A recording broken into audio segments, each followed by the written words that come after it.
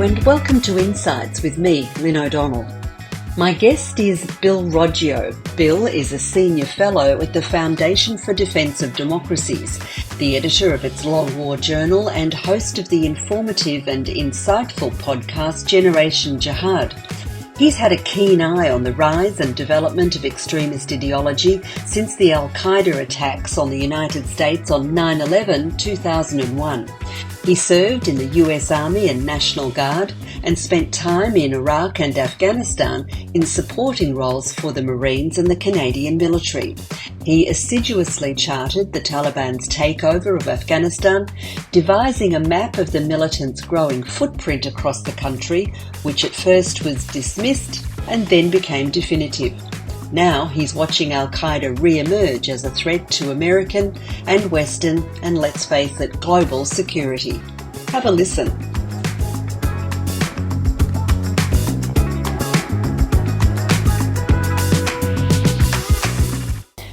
Bill Roggio, thank you so much for joining us on Afghanistan Matters.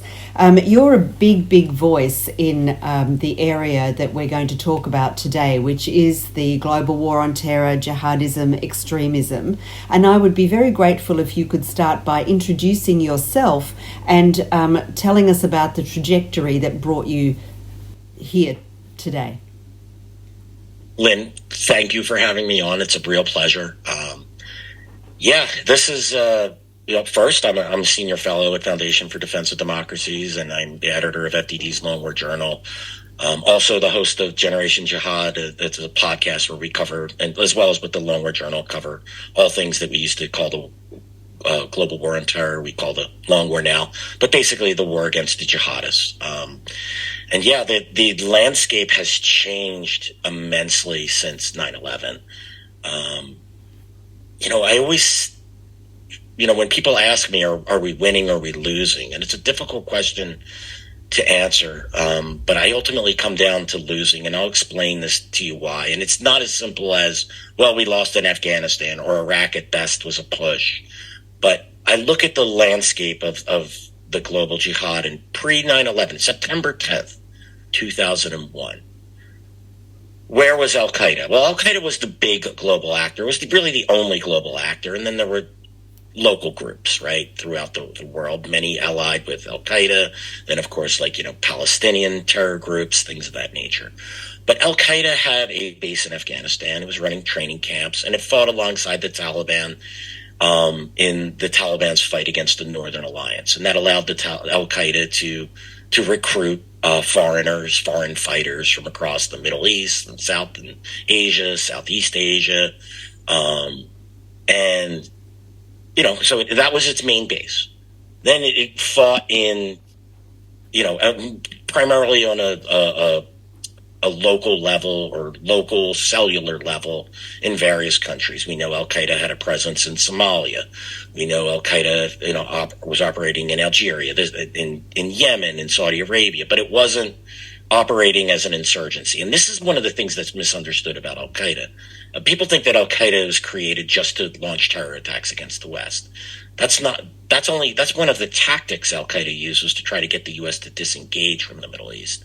But what Al-Qaeda really wants to do is reestablish its the global caliphate, right? It wants to overthrow these various Muslim countries and reimpose their caliphate. And they view the U.S. as one of the big reasons that these local governments are propped up, right? So after 9/11, we have insurgencies, and these insurgencies are what gets them their emirates or their states within the global caliphate. We have insurgency after the U.S. invasion of Iraq. We get an insurgency there. We have insurgency in what was happening in Somalia. Al-Qaeda basically subsumes with first the Islamic courts and then al-Shabaab.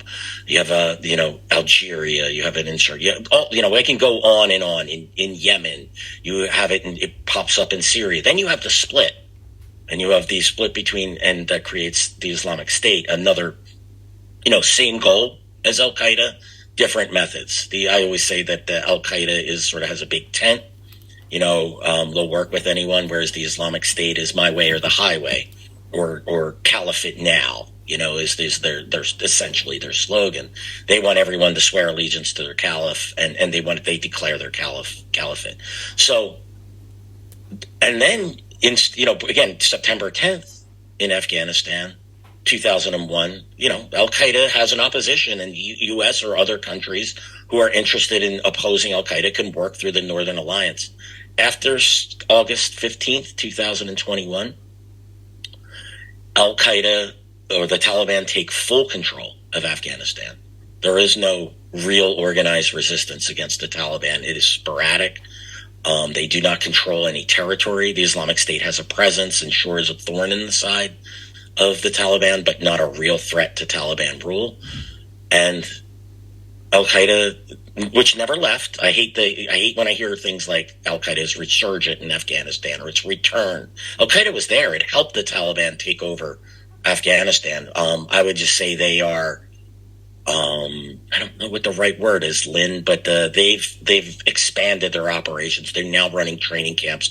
My research backs this up. A UN report will tell you that they're running training camps in 6 provinces, safe houses in multiple provinces, and an operations center, Al Qaeda, a media operations center. Taliban leaders are serving in Afghanistan government. I know that I tracked several of these individuals, one of them for over 15 years. They're what the U.S. military used to describe as dual-hatted Al Qaeda Taliban leaders, but they are without a doubt Al Qaeda leaders within Al Qaeda's organization. The Haqqani network, which its leader, Sirajun Haqqani, who's a specially designated global terrorist for his ties to Al Qaeda. Numerous members of his organization, the Haqqani network, are designated for their ties to Al Qaeda, and the Haqqani network itself is a foreign terrorist organization for its ties to Al Qaeda. Sirajun is the Taliban's interior ministry. He's also the Taliban's deputy emir, one of 2 deputy emirs. People try to say, well, the Haqqanis aren't Taliban. Well, how is he a deputy emir of the Taliban as well as the interior ministry within his government? And that interior ministry is issuing passports and national IDs. This is so if you want to ask me, why do I think we're losing? This is why we're losing. We've done nothing to stop the ideology of radical Islamist groups. Nothing to push back on, because religion is icky to us in the West, and we don't want to admit that there is a religious aspect to this war. It's not the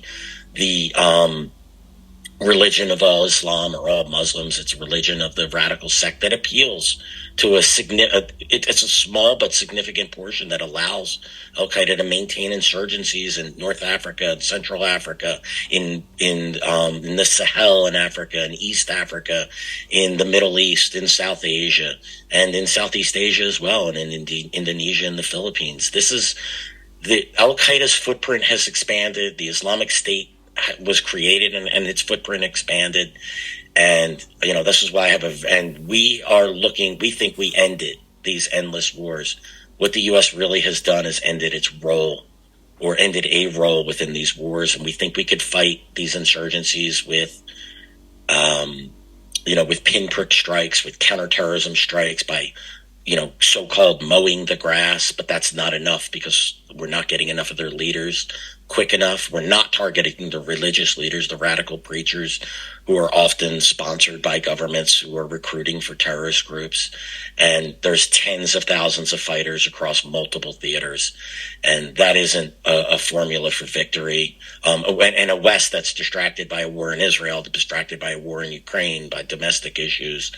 This is why I have the long way of saying I have a very dim view of the future of this war, Lynne. Well, Bill, you started off you served in the US military, and you started off with a blog that was widely popular with your brothers in arms, if I can put it that way. But the landscape then has evolved a great deal. How did you start off? Why did you start off? And how would you compare what the information, I'm talking about information landscape, how would you compare it then and now?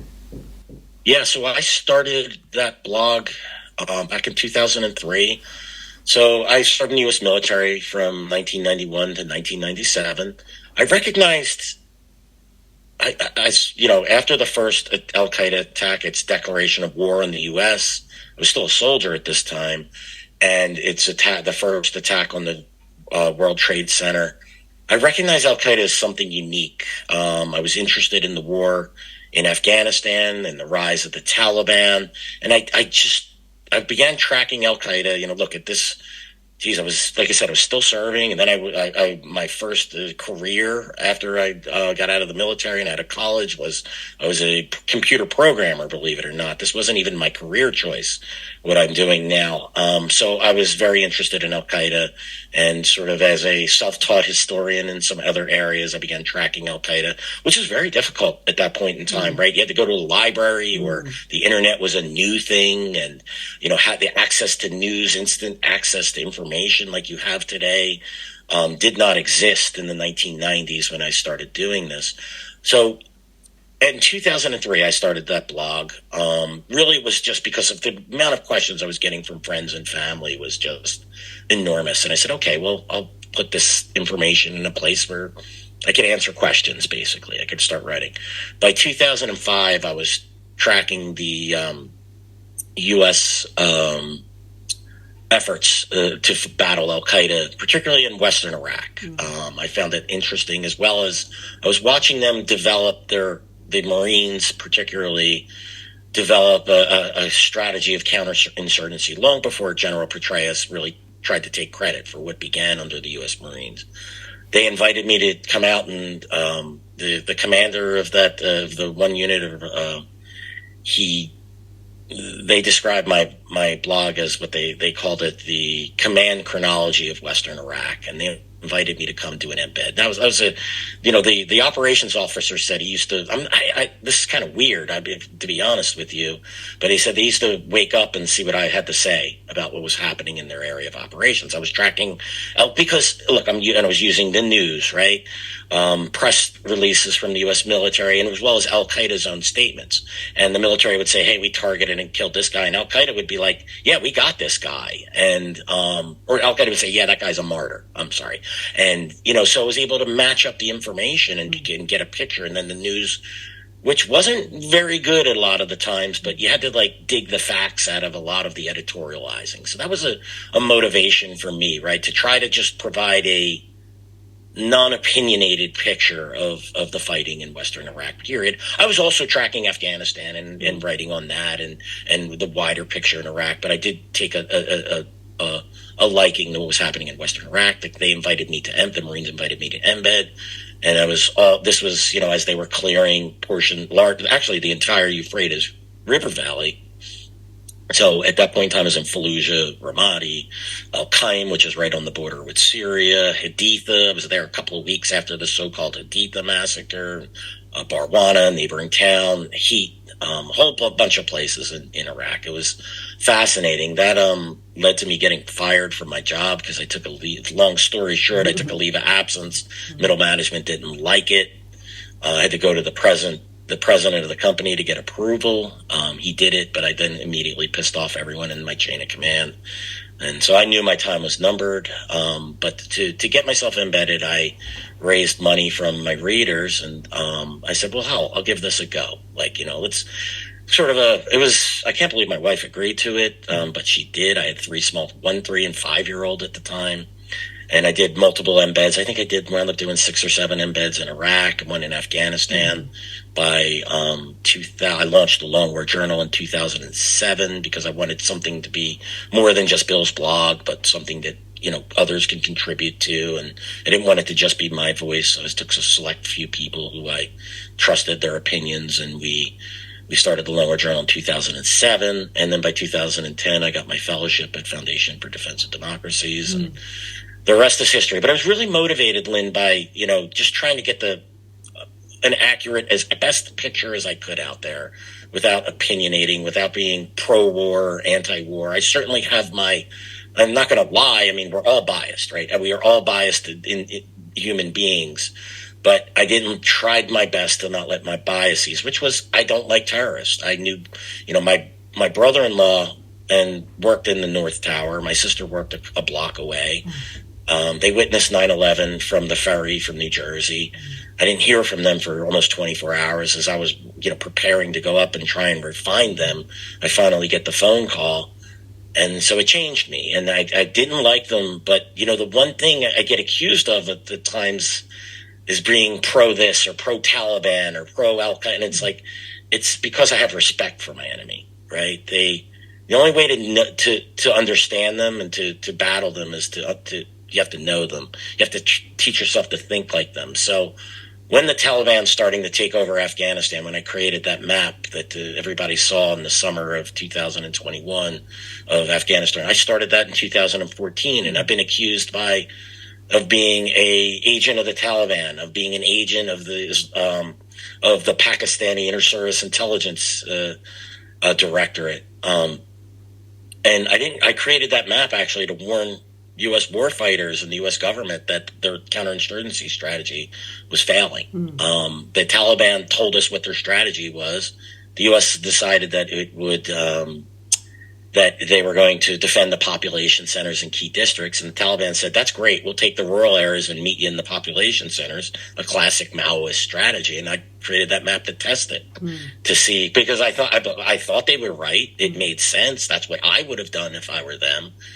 And lo and behold, their strategy actually worked. They did. All it hinged on was the U.S. was to leave Afghanistan. And so, that's in a long story short. None of this was my career path. I didn't sit down one day and write I'm going to become a whatever, an observer, an expert, or whatever you want to call me. I'm going to shoot for that fellowship at a think tank. It all kind of just came to me accidentally. And I just attribute that to I work hard. I don't believe I'm the smartest person in any room I walk into, but I just try to be objective, and I'm dogged in my pursuit of information and understanding what we're doing and what our enemies are doing. So, what I would like you to talk about is the Taliban's place, now that it is in full control of Afghanistan, in the global jihad firmament. Because there's a lot of denial about who they are and what Afghanistan has become. And people talk about Al-Qaeda, ISIS, ISK. Now Hamas is part of the global awareness of terrorism. But I don't think there's very much joined up thinking. Yeah, the Taliban's place, I mean, the common belief is that, the Taliban are just some local Islamist group, and all it seeks is its rule of Afghanistan. There's a kernel of truth to that. The Taliban is extremely interested in ruling Afghanistan, and they're very happy to have restored its Islamic Emirate of Afghanistan. But note that it calls itself its emirate. The Taliban is not just allied with Al-Qaeda because Al-Qaeda helped it restore that Islamic Emirate, but the Taliban itself, if you gave them, if you were able to get them in front of a camera and give them truth serum, they tell you that they are part of the global jihad. Why do they support Al-Qaeda? Why did Mullah Omar not surrender Osama bin Laden and Ayman al-Zawahiri after 9/11? Because it wasn't just because they were guests, because they were believers in the cause. Mullah Omar and the Taliban gave up, it gave up its Islamic Emirate of Afghanistan. That's what they do desire that. They enjoyed that power that they held, and they fought a bloody 20-year insurgency against a global superpower in order to regain it. They're not done there. The Taliban, why is Al-Qaeda running training camps in Afghanistan? Why does it have safe houses? Why does it have a communication center? Because the Taliban supports Al-Qaeda's cause. Al-Qaeda itself refers to the leader of the Taliban. Now it's Mullah Habibatullah Akhundzada. They call him the Emir al-Mu'minin, which means the leader of the faithful. That's the term used for the caliph of the caliphate, the leader of the caliphate. So the Taliban officials will tell you that they're only interested in running their state. And yet, meanwhile, they are a beacon, a safe haven for not just for Al-Qaeda, for the movement of the Taliban in Pakistan, which its goal is to establish an Islamic Emirate of Pakistan. The TTP, or Movement of Taliban in Pakistan, their leaders have sheltered in Afghanistan in areas the Taliban controlled even before the Taliban took control of Afghanistan. The Haqqanis themselves, which, by the way, isn't the only Taliban group that supports Al-Qaeda. It's just one of the most obvious ones. There's others like the Mullah Abdullah Front and other groups, Amina Pashawari. We could do this all day. But they're the Afghan Taliban would love to see an Islamic Emirate of Pakistan on its borders. Groups like the Islamic Movement of Uzbekistan, which kind of split, and some of it joined the Islamic State, but it still exists. It wants to establish an Islamic Emirate of Uzbekistan. Their leader, by the way, or some of their leaders are specially designated global terrorists. The same thing with the Turkestan Islamic Party. Its leader is also a member of Al-Qaeda's Shura Majlis, and in May of 2022, they had a sit down in Afghanistan and celebrated the Taliban victory. I mean, they're doing this stuff in the open, and yet people those who want to deny the Taliban's role in the global jihad, which is to serve as a base for these terror groups, to allow them to support the global jihad, they deny things like this because it's an inconvenient truth. I will say this for the Biden administration: if admitted that the Taliban was supporting Al-Qaeda and other terrorist groups openly, they would have to admit that their policy of withdrawal from Afghanistan was a failure. A month or so ago, President Biden gave an angry speech where he said, "See, I told you I was right about Al-Qaeda." I'm paraphrasing here, but this is essentially what he said, that Al-Qaeda isn't there anymore. You know that. You reported that. And the Taliban helped us. And anything that is so far from the truth. We're being gaslit by an administration that refuses to admit its failures in Afghanistan. And the failure wasn't just that the Taliban took control of Afghanistan. If Afghanistan, what happened in Afghanistan could stay in Afghanistan. We can brush it. We can just say, well, we lost this brush war against a determined enemy, but who are they really a threat to? And that's really what the administration's strategy or view of Afghanistan is, whether it's via ignorance or malice. That's what the administration says. But the reality is far different from that. And the administration can't admit its failures because if it did, if it recognized that Al-Qaeda ran training camps and safe houses and media operations center and that the Taliban was supporting the movement of the Taliban in Pakistan and is Turkestan Islamic Party and the Islamic Jihad Union and all of these other terror groups, Pakistani terror groups that target India are based there. If they openly admitted that, they would have to admit the failure of their policies. Policies over the long term, not just around the evacuation and the collapse of the republic. Yeah? Absolutely. But you talk to a lot of people. You give testimony to a wide range of committees of the government. A couple of weeks ago, it was the House Foreign Affairs Committee, and there are people in there who are not vested in the policy. Their interest is more to show the failures of the current administration. So why is there not a broader pickup then? If you could use it as a political battering ram, like say Senator McCall can and does, why not pick up the inherent dangers that now present from Afghanistan? And really, when I say that, I'm talking about the radicalisation of youth, not only in Islamic countries, but also I'm in the UK, and there is an incredible problem here, I think, that is also denied, but with the radicalisation of young Muslim people, but also, the possibility that there is another 9/11, whether it's in America or in Europe or Australia or Japan, or a U.S. base in Qatar, or right? I mean, but it's almost being built into this denial. So, why is it that it's just so impenetrable?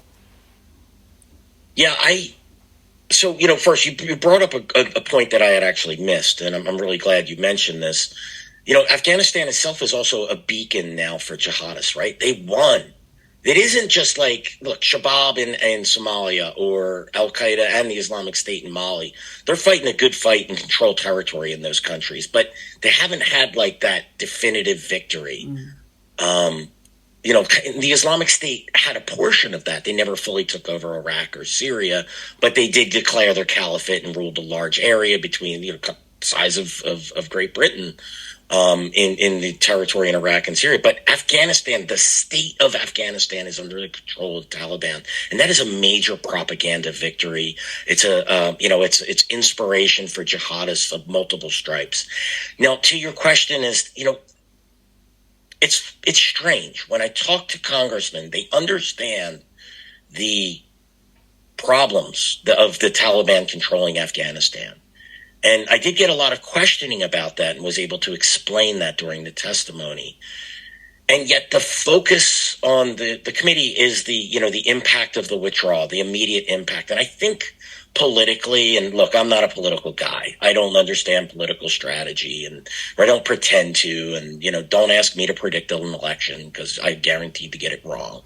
But I think their calculation is that they can, and let's face it, the visuals of the withdrawal from Afghanistan and the death of the 13 soldiers at Abbey Gate was really embarrassing for the Biden administration, even though they'll claim that, like, I don't understand. That's funny. I believe it was the National Security Advisor or spokesman for the next National Security Council, John Kirby, was like, I thought the withdrawal from Afghanistan was a success. I don't see why you see catastrophic failure. He literally says that so it's an easy mark, I think, to focus for the Republicans to focus in on the withdrawal, right?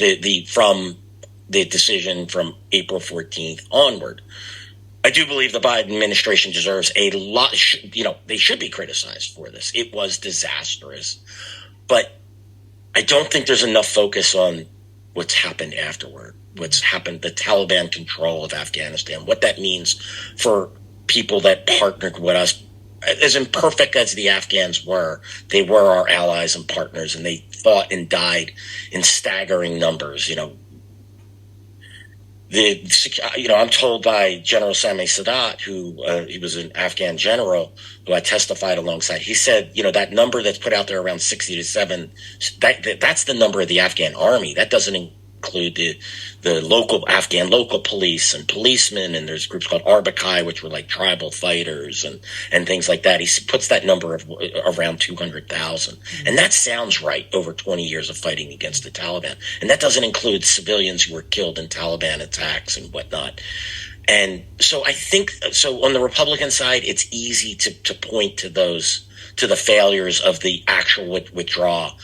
And on the Democrat side, their argument is, well, it was all Trump's decision to negotiate and cut a deal with the Taliban, which I agree, that was disastrous. But my argument against that is on April 13th, 2021, the day before President Biden issued the withdrawal, that Afghans were still fighting. The Taliban only controlled about the fifth of the districts. Think of them as counties here in the United States. 0 provincial capitals and 0 provinces were under Taliban control. Sure, the security situation was not good and dire, but we still had an ally. We had the ability to correct our errors. But after April 14th with the withdrawal, I said this to Congress, and I recommend to the listeners, if you haven't watched Retrograde, which does feature Sami Sadat, who was the general of Helmand province, and then he became the commander of Kabul in the last couple of days when there was no chance. Sammy told me that you'll see what happens, right? The withdrawal orders issued and the troops immediately pack up. And what I didn't get from this was a sense of time. Sammy said it was 10 days from the date that the withdrawal was issued and those troops left. And those were special forces who were providing, key aid, and then also the logistics that helped keep the Afghan Air Force operating. 10 days they were out once the order was issued. So yeah, there's a lot of criticism to go there. I do wish that there would be a greater focus, as you properly note, on the impact of Afghans, on the impact of the world by having a safe haven in Afghanistan that isn't 80% controlled by Taliban. The Taliban have full control of the state. They have countries coming to them, offering them aid and money and opening diplomatic relations, even if they're not recognized as the official government. And they have all those weapons and the munitions and the fuel that we left behind and the bases that the Taliban is using to train not only their forces, but allowing Al-Qaeda and other groups to train at. And you're right. I mean, that next, we don't know what the next 9/11 can look like, or maybe it isn't the next 9/11. Maybe it's the next Kenya and Tanzania, or the next, the Charlie Hebdo, but the world, there's only so many of these attacks that we can take. The bombings at the trains, and the London bombings. We can go on and on. There's multiple levels of attacks. Maybe Al-Qaeda has calculated in the short term that they got a good thing going and they don't need to attack us. Maybe they can focus on the local, but maybe at some point they turn around and say, yeah, now's the time. This is another conceit that exists within the counterterrorism space and policy circles. Well, Al-Qaeda hasn't attacked us since the U.S. withdrew from Afghanistan. So therefore, they don't want to. Therefore, they can't. Well, you know what? Between the first World Trade Center bombing in 1993 and then 9/11 was 8 years. When Ramzi bin al-Shibh, the FBI agent said this, when they had him in a helicopter, take him away, they said, yeah, we got you, we stopped you. And bin al-Shibh, looked, as they were flying past the World Trade Center, said, we'll be back, we'll do this again. We won't quit. And that's the type of enemy that we're looking at. There were 8 years between then, and we suffered an attack on the USS Cole, and we the attack on the U.S. embassies in Kenya and Tanzania, and other attacks as well. And that's what we, I think we failed. The West, not we, not Lynne, not you and I. When I say we, collectively, the West underestimates Al-Qaeda and continues to underestimate them, as well as the Islamic State and as well as the Taliban to this day, because we view them in terms that we want to see them in and not in terms of how they actually operate. They seem to operate on a lot of different planes, and I shared with you that the news report about the Hungarian government intelligence report into the way different gangs, as the report put it, are fighting for control of the illegal immigration routes into Hungary into Western Europe. And specifically mentioned was the involvement of Siraj Haqqani, which is yet more evidence of the transnational ambitions of the Taliban. But yet again, it's dropped. It's like a mic drop. There's no sound around it. What were you going to say? How do you view that? Yeah, the view of that is, and this will be the excuse made for Siraj Haqqani and the Khanis, it's been put out there before. Well, that's just opportunism by them. They're just gangsters. You actually had, I remember it was 2009. It was a U.S. and a British general, and I can't recall their names at the moment, but that's how they portrayed the Haqqanis. They're just opportunistic. They're gangsters. They're mobsters. They're not true believers. So anything they're doing is to profit off of or to expand their influence.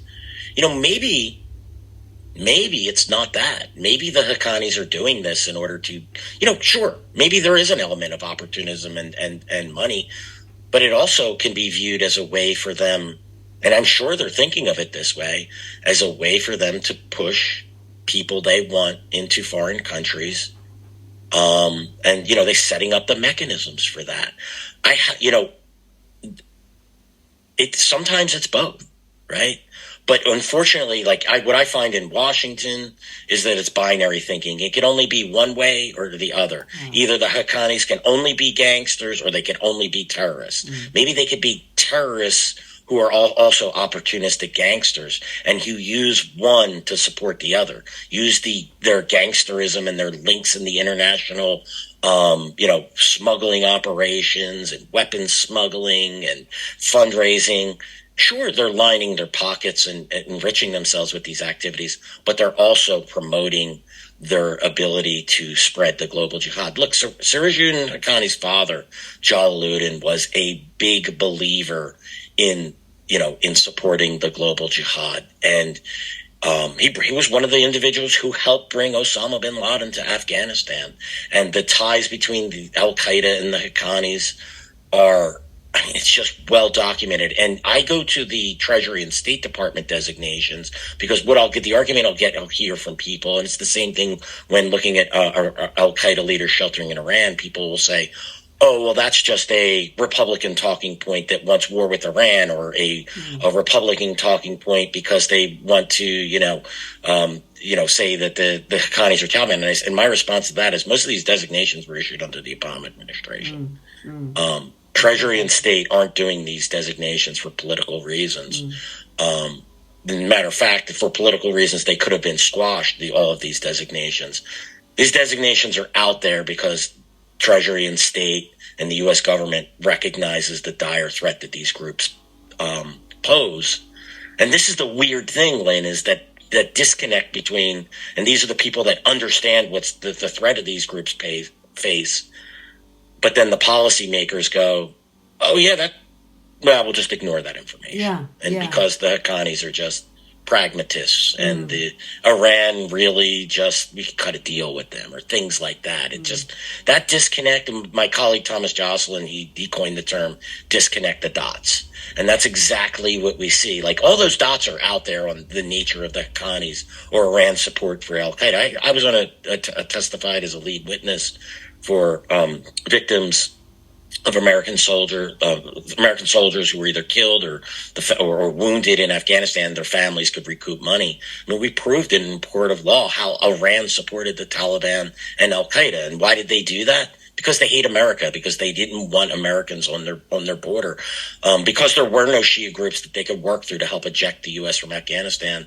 And the Taliban and Al-Qaeda, they'll do fine. And that's why, but people, all of the designations on Iran, including a secret deal on between Iran and Al-Qaeda, that was done under the Obama administration. I didn't make those designations up.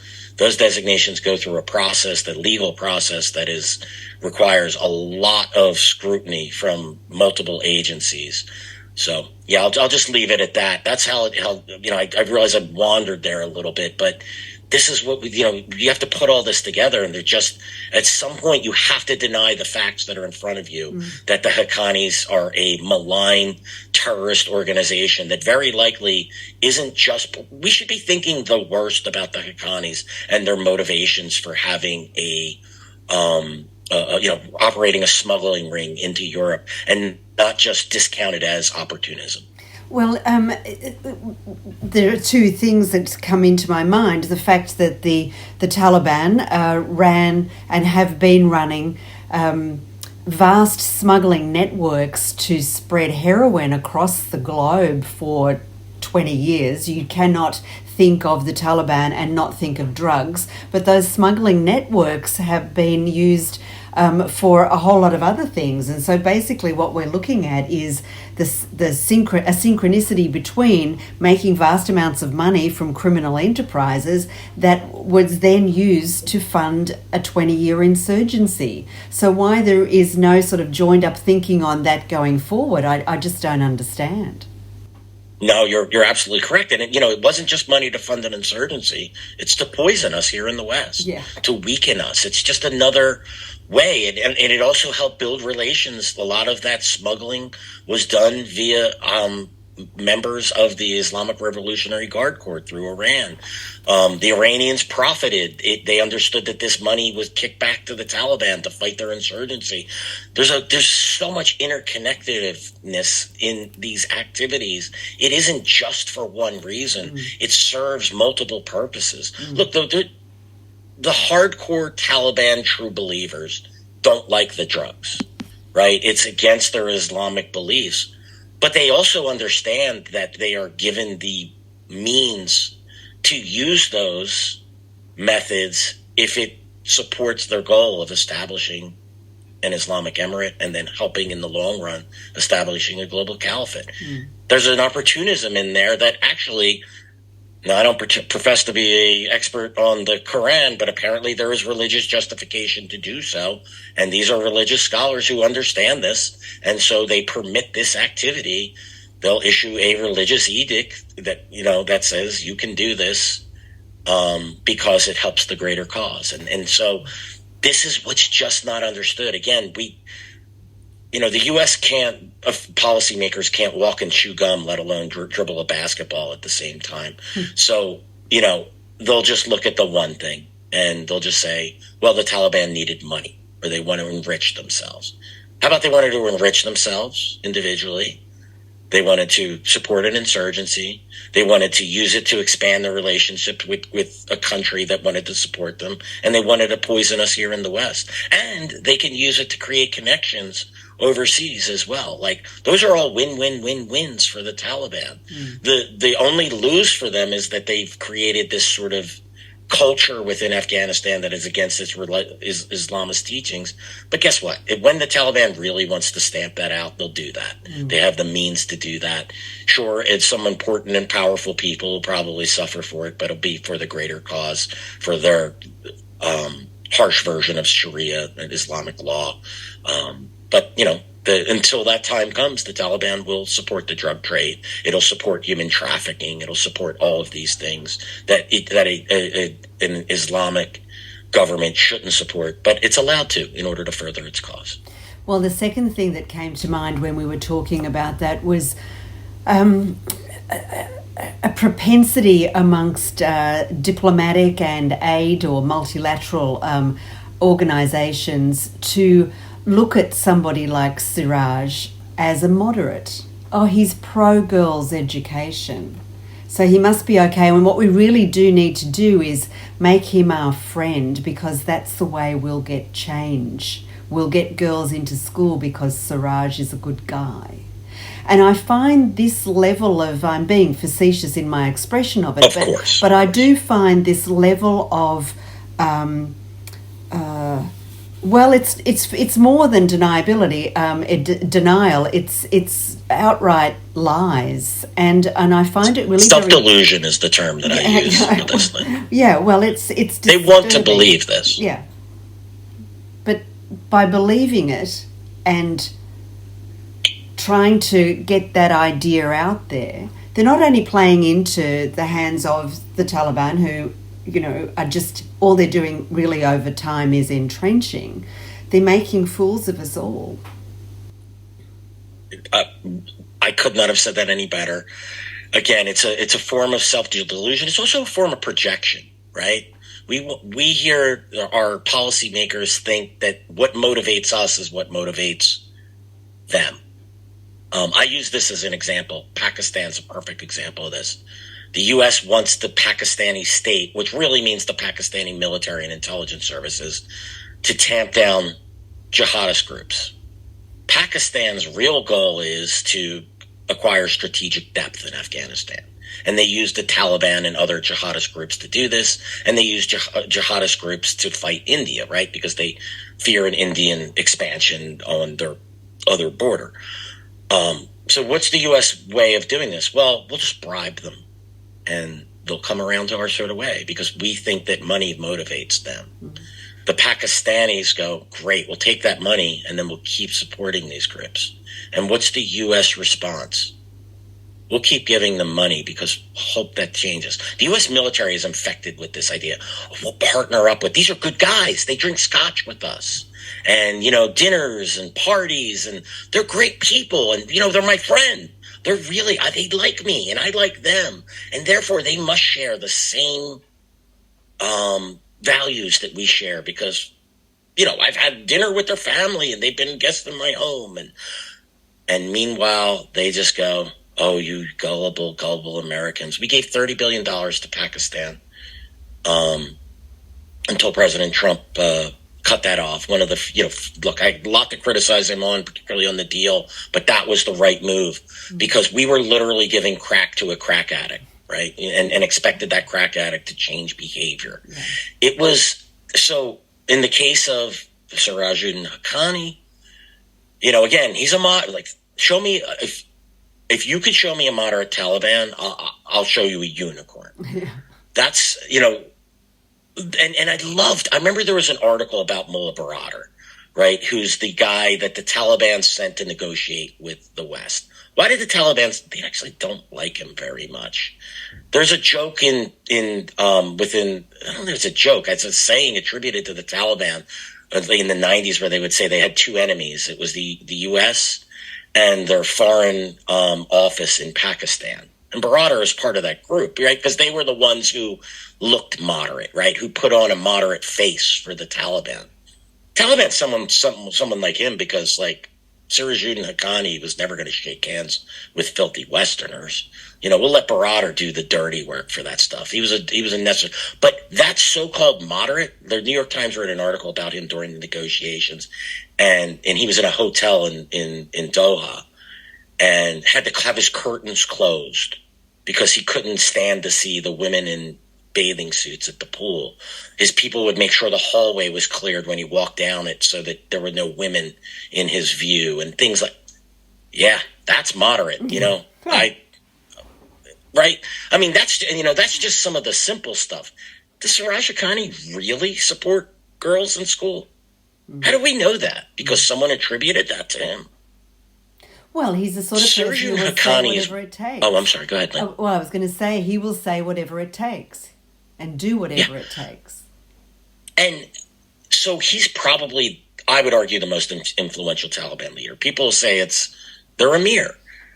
When the Taliban hid Mullah Omar's death for 2 years, from 2013 to 2015, they essentially played Weekend at Bernie's with his corpse. I don't know if you haven't seen that movie. A guy dies, some guys are at the home, and they needed him to be alive because the mob was going to come after him if not. So they prop him up and pretend he's alive, right? The movie's called Weekend at Bernie's. It's goofy. If you haven't seen it, watch it. So they did that, and they got caught. And the Taliban fragmented. Mullah Omar's son and Mullah Omar's brother broke apart. The Mullah Dadullah front split. Like they were all... And Sirajuddin Haqqani and his father got the band back together, right? He got Mullah Omar's son, who's now also the other deputy emir. Without the Haqqanis, the Taliban may have fully fragmented. He's that influential. And don't think that Mullah Habibatullah Akhundzada, who's the emir of the Taliban, doesn't know that. He knows who buttered his bread to get him to be the emir. So if Siraj Haqqani wanted girls in school, I'm pretty damn sure there'd be girls in school today. I can't prove that, but he is he is the kingmaker for the Taliban, and his will is not ignored lightly. If he believed that women should be in the workplace, that the Taliban should moderate, that girls should be in school, I have no doubt in my mind that his will would be done.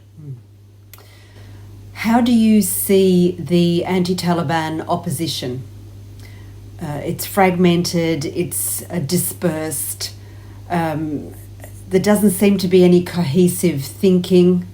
What's the hope for bringing together a cohesive, aligned, forward-looking group of people who can articulate a vision for a post-Taliban Afghanistan?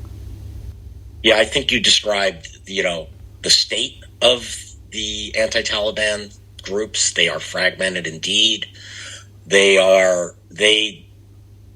wield very little influence within Afghanistan. They really can only conduct guerrilla attacks, maybe an ambush or a bombing here or there, an assassination of a Taliban official. They don't hold ground, and they don't have the support of foreign countries to run an effective insurgency. And this is what the Taliban did. It needs an external sponsor. It needs safe haven, which, by the way, very difficult for these groups to get, right? You have Iran on one side, which backed the Taliban, Pakistan, of course, the primary backer of the Taliban, and then you have the stands, right? Tajikistan, Uzbekistan, Turkmenistan, and they're very wary to support the Taliban, and for good reason, right? And they just watched the superpower get beat by the Taliban. So insurgency is going to need an anti-Taliban alliance. It's going to need to unite. It's going to need to get a country for safe haven, and then cross the border and take some ground that it can show that it's at least capable, and then hope to garner some foreign support. The Biden administration, guarantee you, will not support it. So it's going to need a change in administration. So it's got to look to countries like France or Britain or India, countries that don't seem very willing at this point in time. And I think there's a big problem with the insurgency, and that it needs youth. It can't be the old warlords, and it's a shame because those warlords still wield influences in areas that are under Taliban control. But one of the things I detected, and I don't want to go into too deep details about this, is that some countries are just tired of these same losers. Let's just put it that way, right? You couldn't hold your country when, the warlords, or they couldn't weigh in when it was needed most, right? When the Afghan government was collapsing, or some of these individuals, Dostum was a marshal and vice president of the Afghan government, right? And a marshal in the army. He's looked at as a loser, right? And, we're going to go back to that well again and again. They need youthful leadership. The guys who served as majors and colonels and generals who proven that they were willing to fight, who can organize and lead men, who can go in and take some control and plant their flag in Afghanistan, hold off the Taliban. And I think that's what ultimately needs to happen. You're looking long term, and you're looking at the possibility of a civil war. Yeah, and it is. It's absolutely. This isn't something that's going to happen tomorrow. Maybe not even next year. Even if it began next year, it's a nucleus. It's a nascent movement. This is a movement over years. And yes, it would have to result in it would lead to another civil war. But what are the options? Living under Taliban control, Al-Qaeda maintaining safe havens, things of that nature. I mean, the West needs to wake up to this problem, in India and other countries, and Russia too. These countries, the Al-Qaeda poses a threat to all these, to China, to Russia. In a perfect world, they would organize against this.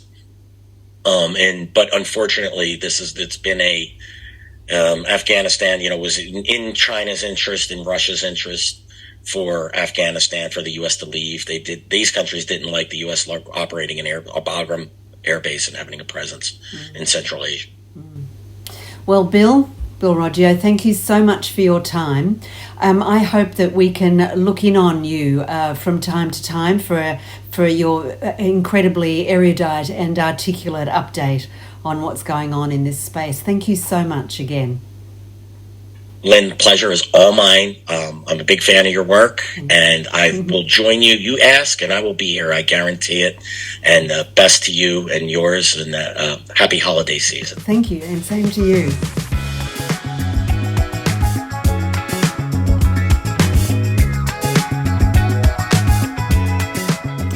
That was Bill Roggio of the FDD's Long War Journal. Start again. That was Bill Roggio of the FDD's Long War Journal and podcast Generation Jihad. He talked about the fall of the Republic of Afghanistan to the Taliban and the subsequent rise of Al-Qaeda, the big daddy of Islamist extremism, now reconstituting its global ambitions as, once again, the Taliban's guests, advisors and facilitators. I hope you enjoyed our conversation and that you'll join me again next time. I'm Lynne O'Donnell. Bye for now.